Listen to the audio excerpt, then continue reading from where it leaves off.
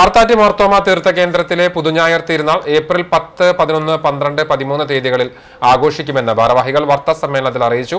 തിരുനാൾ ആഘോഷം CCTV തത്സമയം സംപ്രേഷണം ചെയ്യും. വിശുദ്ധ മാർത്തോമാ ശ്ലീഹായുടെയും വിശുദ്ധ സെബസ്ത്യാനോസിന്റെയും സംയുക്ത തിരുനാളാണ് ദേവാലയത്തിൽ ഭക്തി നിർഭരമായ ചടങ്ങുകളോടെ ആഘോഷിക്കുന്നത്.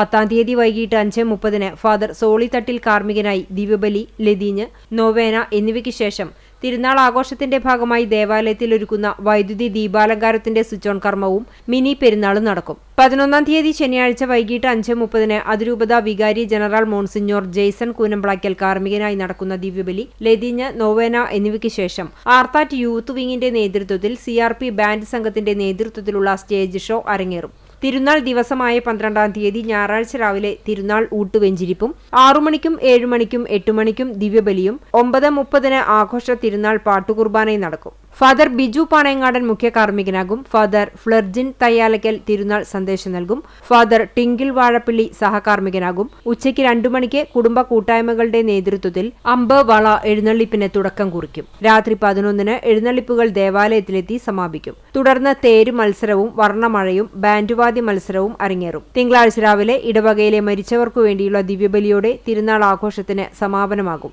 തിരുനാൾ ആഘോഷങ്ങൾക്ക് വികാരി ഫാദർ ഷാജു മാപ്രാണത്തുകാരൻ, കൈക്കാരന്മാരായ Charlie Chiriyankandath, Thomas Chungath, Shabu Chittilappilly, general convener Shaiju Aloor തുടങ്ങിയവർ നേതൃത്വം നൽകും. വാർത്താ സമ്മേളനത്തിൽ വികാരി ഫാദർ ഷാജു മാപ്രാണത്തുകാരൻ, കൈക്കാരൻ Shabu Chittilappilly, general convener Shaiju Aloor, media committee convener Shaji V Jose, publicity convener Anto Chemmannur എന്നിവർ പങ്കെടുത്തു.